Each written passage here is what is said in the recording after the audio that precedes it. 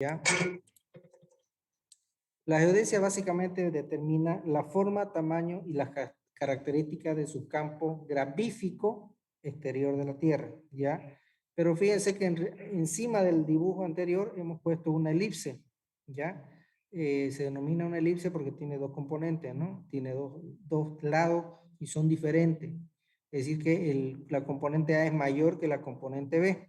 Entonces, cuando ustedes se acuerdan que pasaban en geometría, cuando dibujamos una elipse nos generaba en base a dos valores, dos componentes, la A y la B. Entonces, la B es más chica y nos genera un pequeño achatamiento. Nosotros en geodesia utilizamos esta elipse como una función matemática para poder realizar los cálculos, ¿ya? ¿Por qué? Porque en una superficie irregular es muy difícil generar y realizar los cálculos, ¿ya? Bien, entonces la geodesia básicamente es la ciencia que efectúa mediciones sobre grandes extensiones de la Tierra. La topografía, en cambio, utilizamos mediciones en distancias cortas, es decir, una poligonal de 4, 3 kilómetros, 1 kilómetro y una medición de un terreno de 300, 1000 metros, 2000 metros. Entonces, no está aplicada ahí alguna deformación natural. En el caso de la geodesia sí se aplica una deformación, ¿no? Que la vamos a ver más adelante. Entonces, en la geodesia tenemos dos objetivos principales, que es el práctico y el científico. Básicamente el práctico es determinar posición sobre la superficie de la Tierra y establecer un marco de apoyo a las mediciones detalladas. ¿Cuáles son las que se apoyan? Por ejemplo, el área de la topografía, el área de la cartografía, el área de la fotogrametría. Son las áreas que se apoyan en este marco de referencia que nos sirve para poder medir ya, digamos, por ejemplo, si ustedes tienen un proyecto de una carretera, de una vía de comunicación, ¿qué es lo que necesitan? Puntos de control, ¿no? Para ubicarla, georreferenciarla en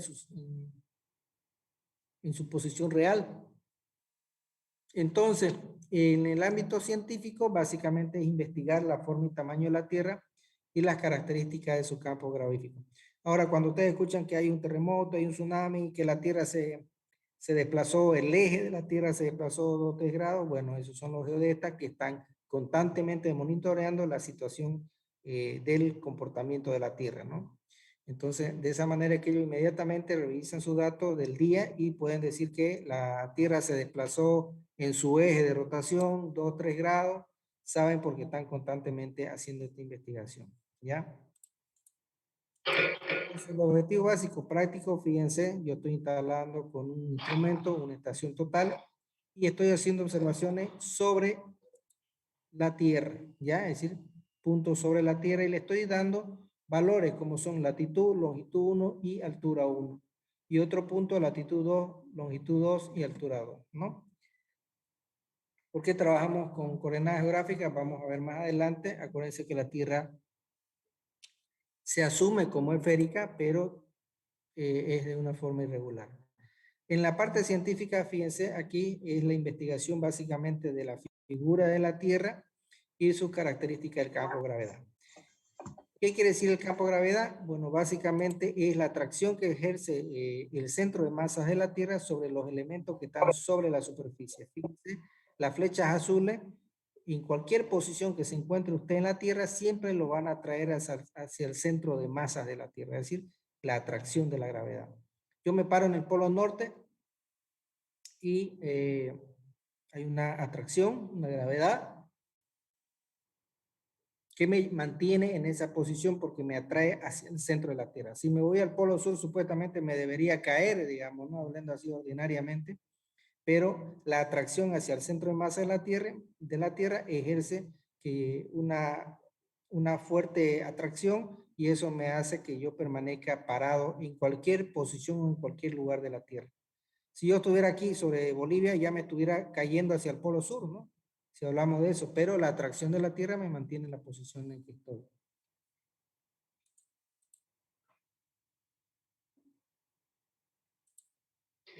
Entonces, vamos a ver un poquito sobre la historia y desarrollo de la Tierra. Aquí ustedes pueden ver toda la evolución en esta gráfica. Fíjense que a la izquierda estamos haciendo observaciones de las estrellas.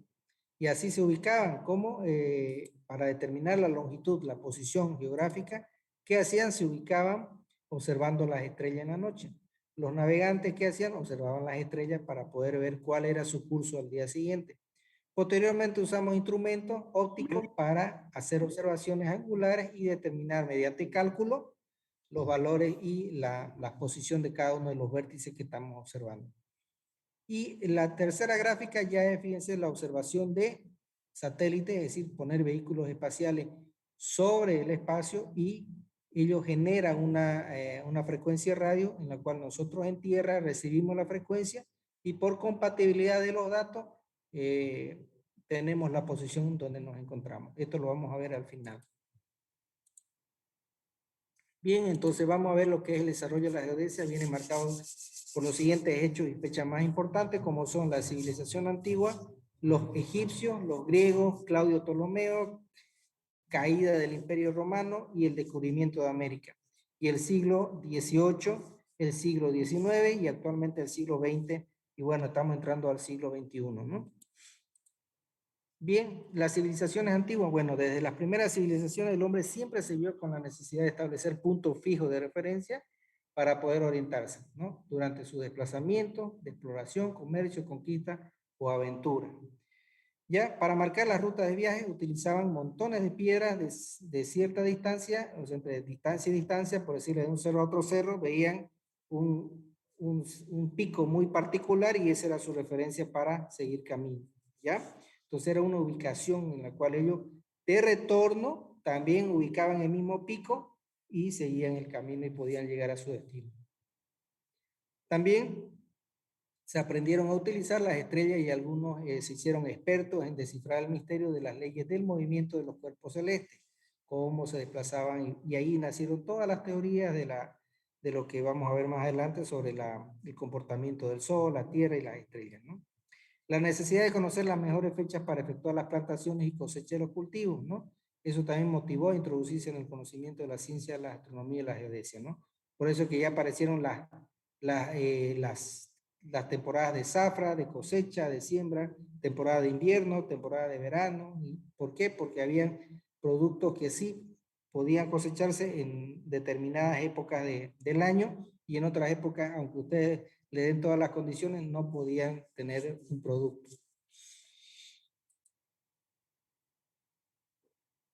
Bien, los egipcios básicamente ustedes saben que era un reinado en el cual vivían de los esclavos, ¿no? De lo que ellos trabajaban las tierras. Entonces, ellos utilizaban puntos de apoyo para replantear los vértices de cada propiedad que se le daba a la familia para que esa familia trabaje, viva, coma de eso y dé un tributo al reinado, ¿no? Entonces, cuando el río Nilo subía sus aguas por las inundaciones, por el exceso de lluvia, obviamente de otra zona, ¿qué ocasionaba eso? Que se volvían a perder las marcas de referencia de las propiedades y se tenía que volver a ir a replantear los vértices, ¿no?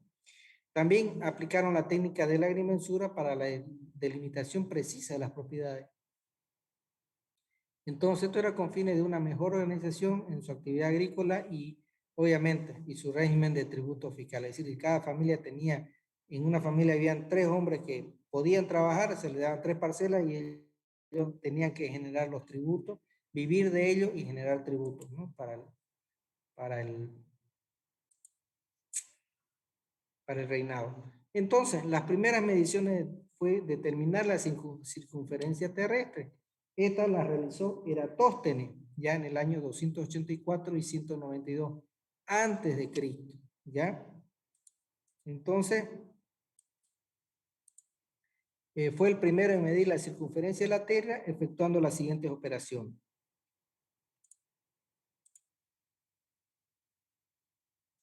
¿Qué hizo? Observó que el mediodía, ampliar porque toda cebolla.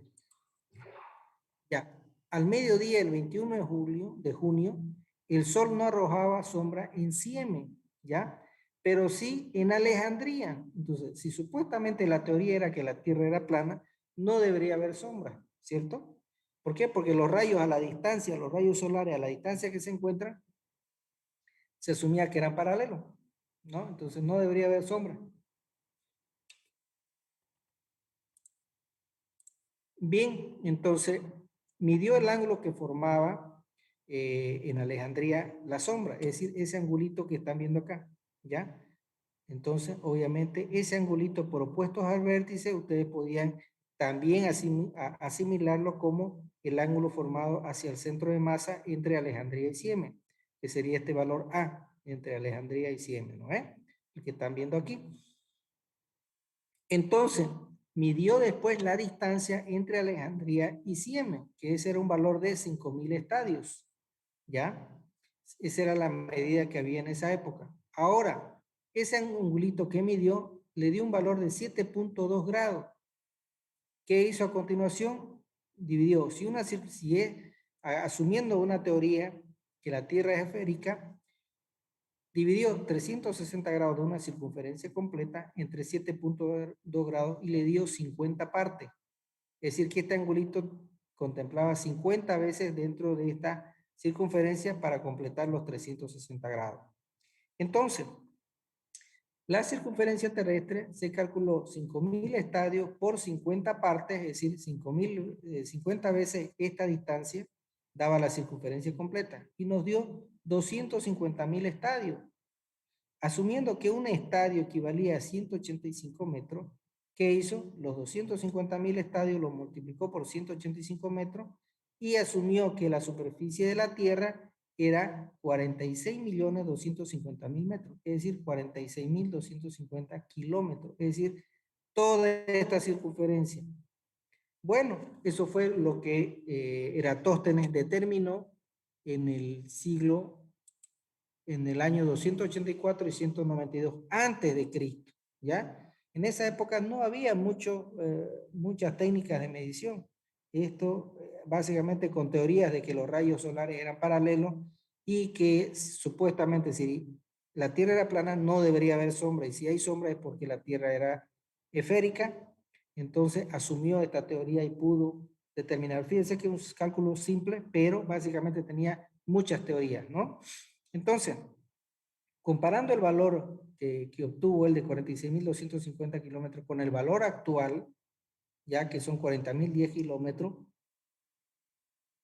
básicamente este resultado tiene una alta precisión, básicamente por los medios en los que contaba él para hacer estas mediciones y sobre todo determinar la circunferencia terrestre, ¿no? Entonces, básicamente hay que tomarlo en cuenta esta medición que se hizo en su tiempo, ¿no? Bien, Claudio Ptolomeo, ya en el siglo II después de Cristo, fíjense, ya introdujo el concepto de lo que era latitud y longitud, básicamente a través de líneas horizontales y verticales, ¿no? En este caso las asumió como líneas horizontales, pero en realidad vamos a ver más adelante que no es así. Pero ya era una teoría y era una práctica puesta es decir, una teoría puesta en práctica, ¿no? Este mapita que ustedes están viendo se lo puede encontrar en la Biblioteca de Alejandría, ¿ya? Y donde se designan las líneas de paralelo y meridiano. Ya la caída del Imperio Romano, básicamente en el siglo IV después de Cristo, cae el Imperio Romano y las ciencias astronómicas y geodésicas quedan un poco estancadas junto con otras ciencias, ¿no? Solo prevalecía la autoridad de la Iglesia Católica a través del Papa, limitando los conceptos relacionados con la rotación de la Tierra y su situación en el universo a simple interpretación bíblica. Es decir, que la Iglesia Católica no reconocía ninguna ciencia. Y él decía que la Tierra rotaba sobre su propio eje, ¿no? Y en el universo, básicamente a eso. Entonces, el sabio italiano Galileo Galilei es enjuiciado por la Iglesia al haber afirmado que la Tierra giraba en torno a su eje, es decir, ella misma giraba en torno a su eje y alrededor del Sol, expresando que no era el centro del universo como erróneamente sostenía la Iglesia, que la Iglesia decía que rotaba en su propio eje y no había más, y el Sol giraba en torno a la Tierra. Entonces, al sacar esto, Galileo Galilei fue enjuiciado y me parece que lo mataron, ¿no? Después viene el descubrimiento de América, ya, bueno, básicamente antes del descubrimiento en 1492, España y Portugal competían con la Convención de Cartas Oceánicas para encontrar un camino, sobre todo, a las Indias en busca de las preciadas especies. Las especies son lo que ustedes conocen ahora, los condimentos, lo que le da sabor a la comida. Entonces, básicamente, fíjense, aquí tenemos lo que es España y Portugal. Ya este rojo es España y el azul es Portugal. Entonces, fíjense, ellos tenían que hacer este recorrido para llegar aquí a la isla de las especies. Es decir, circundar todo el continente, ya ir a hacer varios puestos, de modo que colonizaban y al mismo tiempo llegaban a este lugar. Pero, ¿qué ocurrió? Que decidieron probar otra ruta. Ellos no sabían que existía el continente americano, entonces dijeron, si nos vamos por el otro lado, vamos a llegar básicamente más rápido a la isla de las especies, ¿ya? Y ahí accidentalmente fue que descubrieron el continente americano, ¿ya? Ahí está la ruta de Vasco da Gama de Portugal, la línea blanca. Esta línea punteadita supuestamente era la reina imaginaria que Colón iba, por lo cual iba a llegar acá a la isla de las especies. Y la ruta roja es el recorrido que hacía Magallanes. ¿Ya? Este también vino, una vez ya habían descubierto este continente, vino por esta zona, explorando por el lado sur, mientras también conquistaban lo que es ahora Brasil, y siguieron camino y encontraron lo que es el Estrecho de Magallanes, que es un estrecho entre Tierra del Fuego y el continente americano, y por ahí pudo cruzar y llegar a la isla de las especies. De ahí continuó el viaje por el contorno de África y pudo volver a lo que es Portugal, ¿no? Ya en el siglo XVIII, los navegantes portugueses, español e inglés incorporaron lo que se denominó el sextante, la brújula y los catálogos estelares, ¿no? Junto con el reloj, facilitaban la determinación de una posición en el océano, o sea, en el mar. ¿Qué hacían ellos? Observaban las estrellas y generaron un catálogo de estelares de la ubicación de las estrellas, y con la brújula podían ubicarse respecto al norte, y con las observaciones estelares podían ver su longitud, es decir, un valor de la longitud, y con la hora del día podían determinar la latitud, ¿ya? Eso era, de esa manera podían ubicarse en el océano. Entonces, Cassini y Picard, que eran dos geodesistas franceses, efectuaron las mediciones geodésicas por triangulación, que es la triangulación que ustedes están observando, en forma de triángulo. Con estas mediciones que realizó Cassini, determinó la forma de la Tierra era achatada en el ecuador y abultada en el polo, ¿no? Con esas mediciones, él sacó esa teoría, que la Tierra tenía esta forma, ¿ya? Achatada en la línea del ecuador y abultada en los polos. Esto generó una controversia con el científico Newton Cassini, o sea, una controversia entre Newton y la teoría de Cassini, ya que Newton decía que la Tierra era achatada en los polos y abultada en la línea del ecuador, como realmente es, ¿no? Ahora lo que estamos viendo. Entonces, con las mediciones de triangulación geodésica efectuadas cerca al ecuador y al polo norte, se llegó a ratificar la tesis de Newton, ¿ya? Es decir, que se hicieron entre Cassini y Newton mediciones en la línea del ecuador y en el polo norte, y de ahí se determinó que la Tierra tenía esta forma. Era achatada en los polos y abultada en la línea del ecuador, ¿ya? Bien, ya en el siglo XIX, es en el año 1800, la forma de la Tierra había sido asimilada a una elipsoide de revoluciones y su tamaño definido con los valores de la componente A de 6.366.568 metros y la componente B, que es el semieje menor, 6.355.188,559 metros, ¿no? La técnica de la triangulación fue ampliamente utilizada por geodestas y agrimensores desde aquí, ¿no?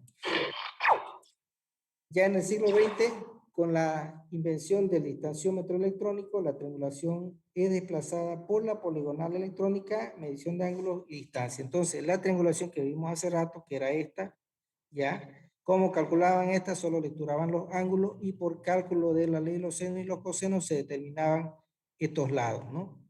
Posteriormente, ya, ¿cuál era el distanciómetro? Era un instrumento que medía ángulos y hacía un disparo de un láser y se podía determinar la distancia, por eso es distanciómetro. Entonces ya se hacía la lectura de ángulos y se hacía el disparo para tener la distancia, o sea, ya no necesitaba calcular mediante la ley de los senos. Entonces en cada estación te parabas y lecturabas todos los ángulos y se hacía el disparo de la distancia. Entonces tenías distancia y organizabas en la misma triangulación ya la poligonal, ¿no? Bien, estos trabajos geodésicos estaban ligados a los sistemas de referencia más bien locales sin efectuar enlaces entre ellos. Es decir, que Bolivia tenía su sistema de referencia y se encerraba Bolivia en su sistema. Argentina, Chile, Brasil, Perú, Colombia, Ecuador, todos los países tenían su propio sistema de referencia.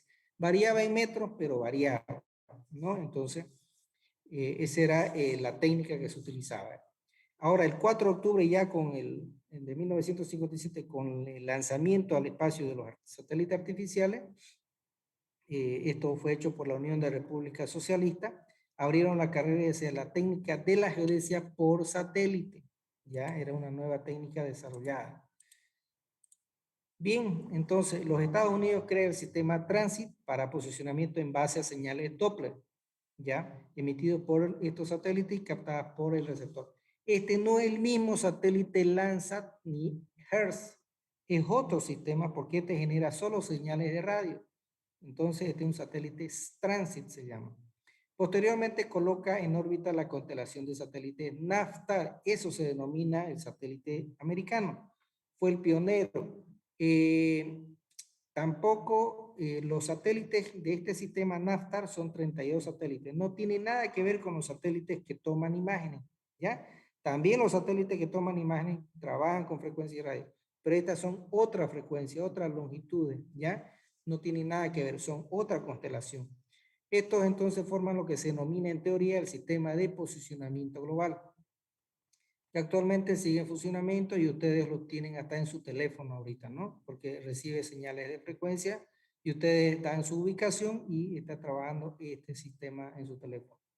Los rusos también ponen en funcionamiento en la constelación de satélites denominado GLONASS, Global Navigation Satellite System, ¿ya? Que se encuentra en operación independiente a el NAVSTAR, que es el GPS que se conoce. Entonces, cuando ustedes se compran un equipo GPS, la combinación GG quiere decir GPS GLONASS, es decir, que trabaja con los 18 satélites rusos y los 32 o 34 satélites americanos. Entonces, sin quedarse atrás, la Comunidad Europea también ha diseñado el sistema de satélite Galileo, ¿ya? Para el posicionamiento de alta precisión, ¿no? Que ahorita está en operación con unos 8 o 10 satélites.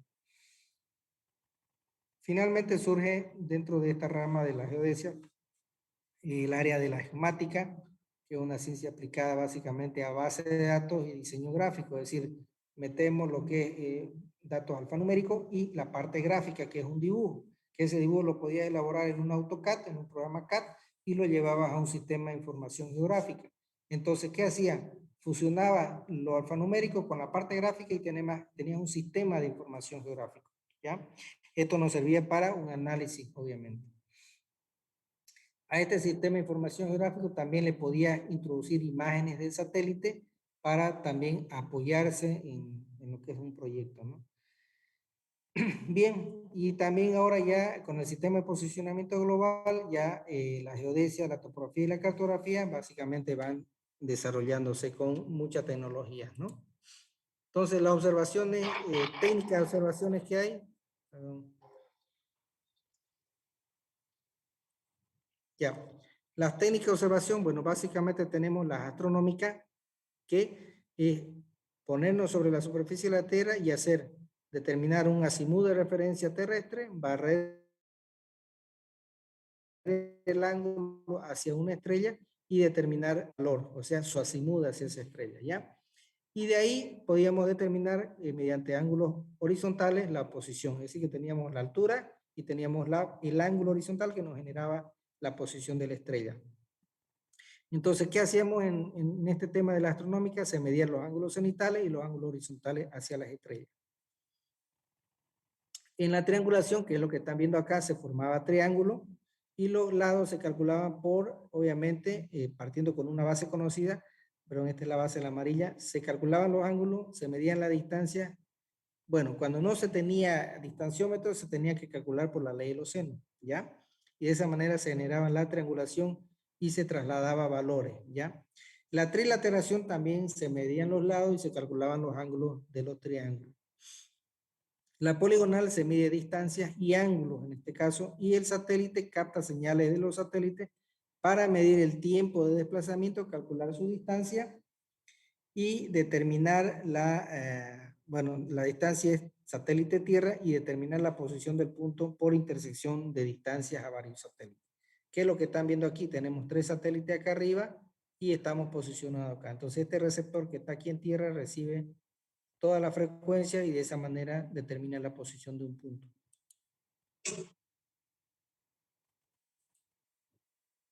Perdón, se disparó la diapositiva. El principio del sistema de posicionamiento por satélite. Bueno, básicamente es un método que utiliza mediciones de tiempo que tarda la señal en llegar desde el satélite hasta la Tierra, en base a lo cual se determina la distancia satélite-Tierra o Tierra-satélite, para calcular la posición por intersección de las distancias a diferentes satélites. Fíjense.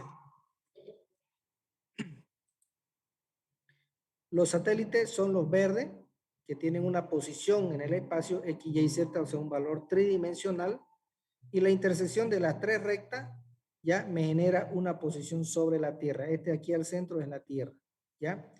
Y obviamente al generarme una posición ya me genera un X, Y, Z.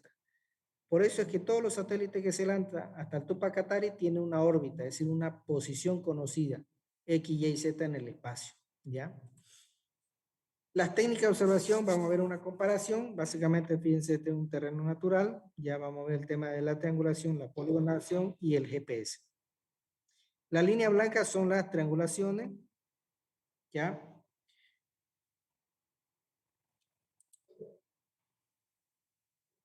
Ahí ponemos un punto, puede ser un GPS para arrancar si ustedes quieren.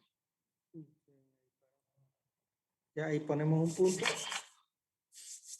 Ya, y del primer punto al segundo punto, el objetivo es llevar valores, ¿ya? Llevar valores. Entonces, ahí tenemos un punto de apoyo con un azimut, una marca de azimut y una línea base, ¿no? Entonces vamos formando triangulación sobre la serranía, o sea, sobre puntos visibles.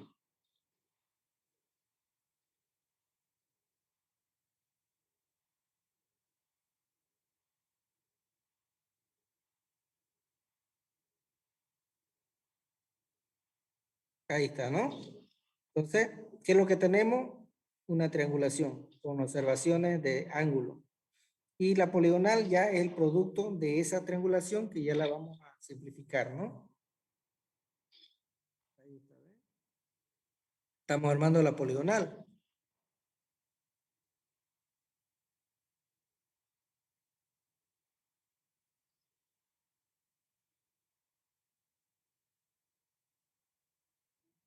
Entonces, las líneas amarillas, las líneas rectas, son las poligonales. Y las semilunas o los angulitos que están viendo son las lecturas de los ángulos, ¿no? Que se están haciendo. Entonces, la línea roja, fíjense, las líneas negras son, yo pongo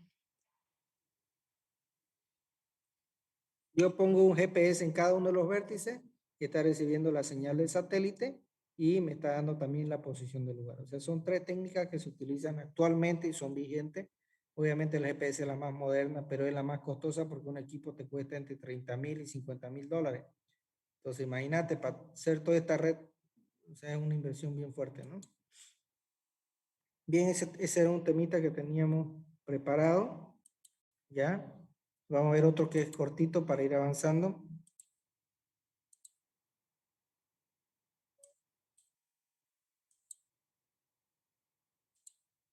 Bien, vamos a ver lo que es las redes geodésicas en Bolivia, ¿ya? Fíjense acá, nosotros que tenemos los datos de partida para control. Este puntito que está aquí en Venezuela se llama La Canoa, ¿ya? Ese es el punto de origen, el único punto en el cual el elipsoide se cruza con la Tierra, es decir, con el punto sobre la superficie de la Tierra, y ahí hay una marca de referencia, un punto de partida, en el cual ese es el valor inicial de la elipse que se acomoda al hemisferio sur. ¿Ya? Entonces ese punto se llama la canoa y el punto de origen para el elipsoide es Hayford, que se llama, que tiene para el semieje mayor 6.378.000 6.388 metros. Y para el semieje menor B, 6.356.911.946. Estamos hablando de este punto rojito que están viendo en la imagen. El PESAT 56 se estableció como datum original para el continente americano, ¿ya? Eso fue un estudio de toda la comunidad geodésica de todo el país.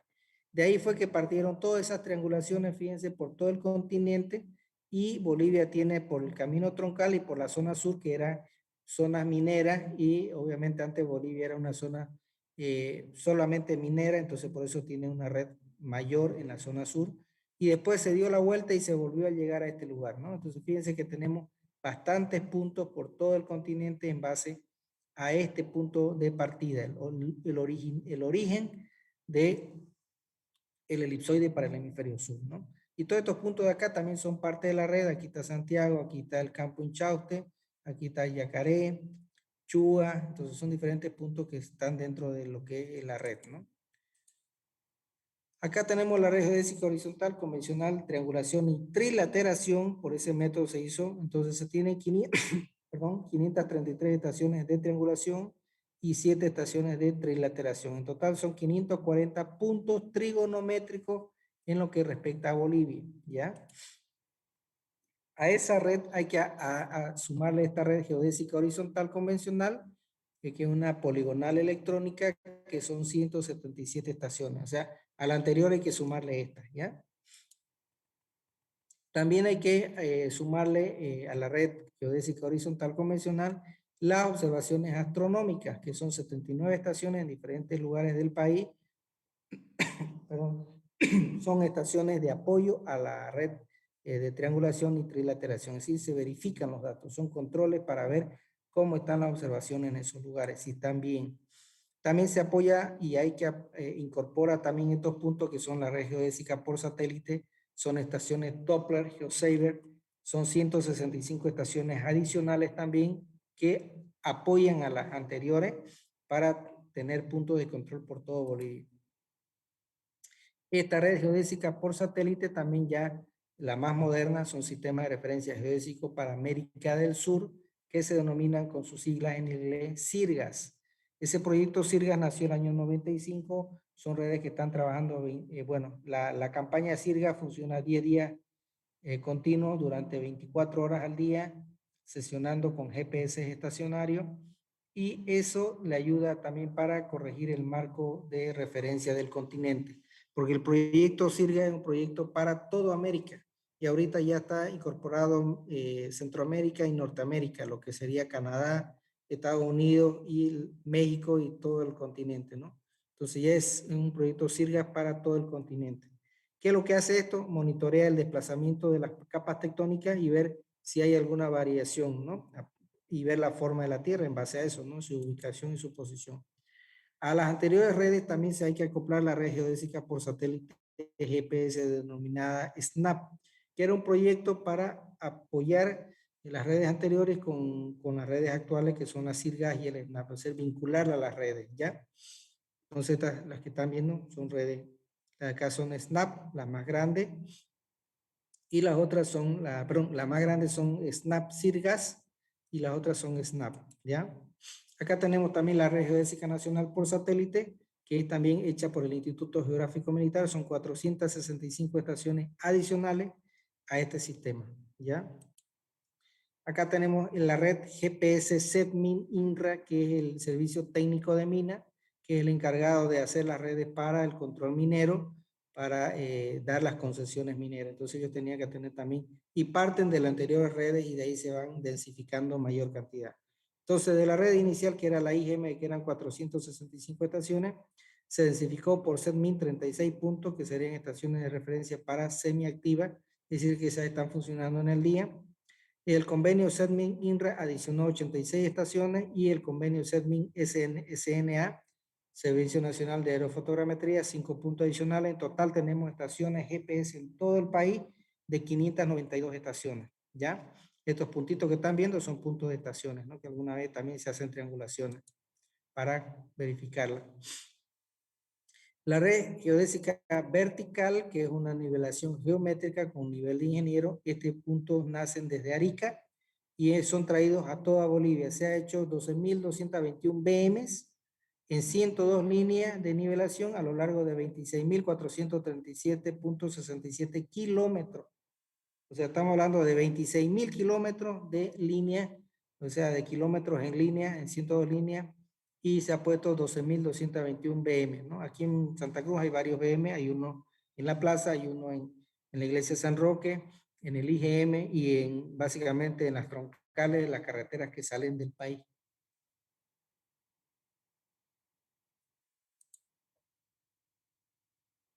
Para apoyo de las anteriores redes también está la red gravimétrica y geomagnética, es decir, estas nos ayudan a determinar las alturas en diferentes lugares con una altura absoluta. La geométrica, que es la nivelación con ingeniero, con nivel de ingeniero, es una nivelación relativa. Estas son 8.436 observaciones gravimétricas sobre marcas de nivel, sobre BM, quiere decir a lo largo de 15.648 kilómetros, ¿ya? Son redes para hacer estudios de gravimetría y geomagnética o magnetismo. Bien, este también era otro temita. Y para terminar, vamos a pasar este cortito que les voy a hacer recuerdo en sus tiempos mozos de cálculo que ustedes pasaban. Bien, como habíamos hablado, cuando nosotros trabajamos con triangulación, con el elipsoide y otros cálculos adicionales, nosotros nos apoyamos en la trigonometría esférica.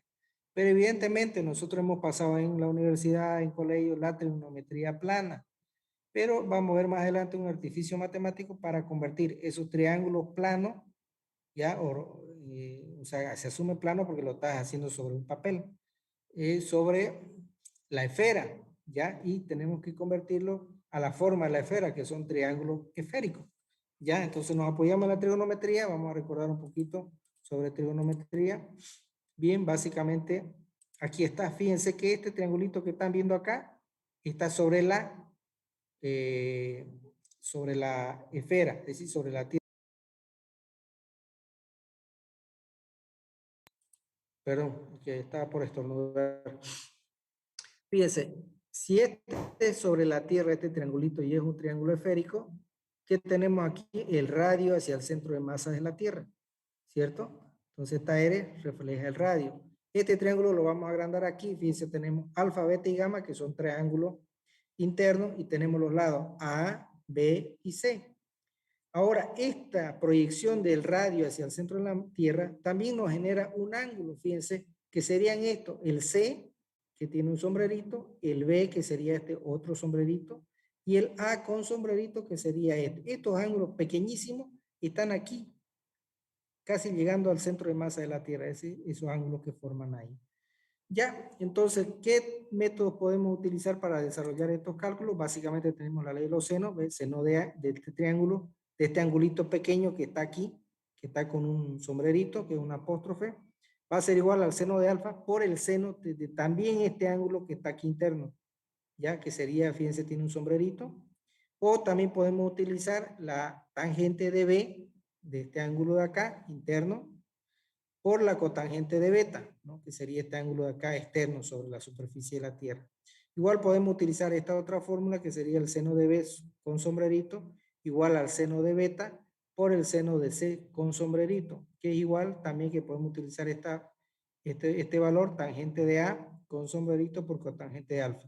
Es decir, si yo quiero saber el seno de B con sombrerito, puedo usar o bien esta relación o bien esta otra relación, ¿ya? También está la ley de los cosenos, ¿no?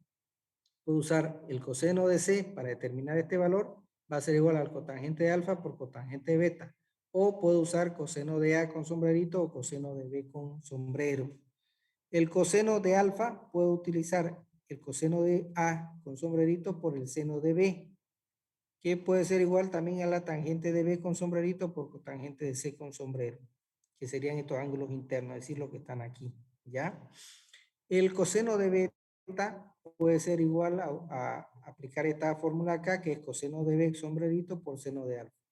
O igual a tangente de A con sombrerito por cotangente de C. Bien, teniendo esta fórmula, nosotros podemos ir calculando algunos elementos. Por ejemplo, si tenemos alfa, que sería este ángulo de aquí, y tenemos C, este lado de acá, es decir, la distancia, que serían 16 kilómetros, en metros, 16.960.341 metros. Por ejemplo, si queremos calcular este valor de A, este valor de aquí pequeñito, ¿qué vamos a hacer? Podemos utilizar esta fórmula que va a ser seno de alfa por seno de C sombrerito, ¿ya?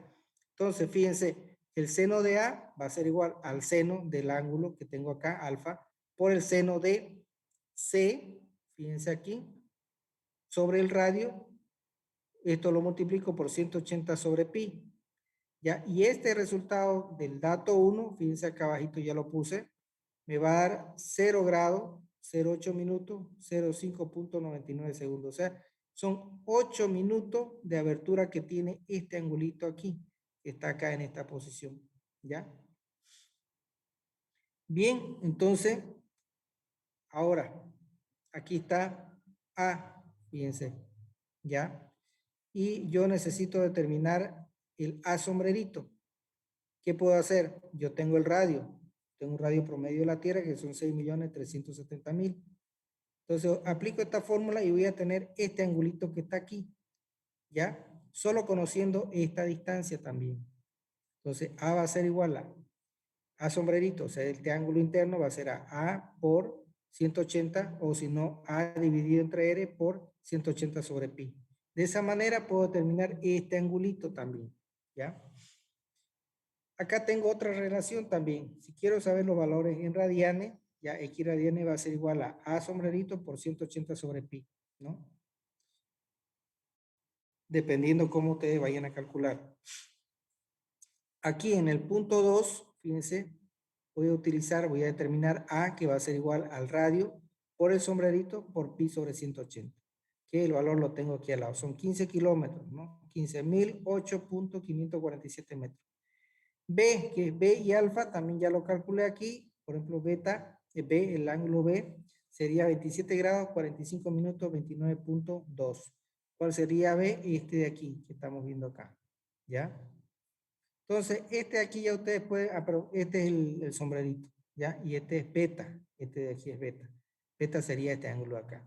Entonces, de esa manera yo puedo ir calculando todos los elementos que están aquí en este triángulo, pero no necesitamos calcular estos internos, ya más que todo sobre la superficie de la Tierra. Para eso sería alfa, beta y gamma, el lado A, el lado C y el lado B, que eso es lo que básicamente siempre utilizamos, ¿no? Estos ángulos internos también lo puedo desarrollar, pero no necesariamente, ¿ya?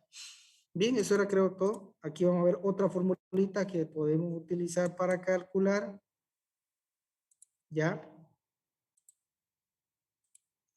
Fíjense, en el caso que tengamos triángulo esférico oblicuo ángulo, ¿qué quiere decir esto? Que alfa, beta y gamma son diferentes de 90 grados, que es la forma que estamos viendo ahorita.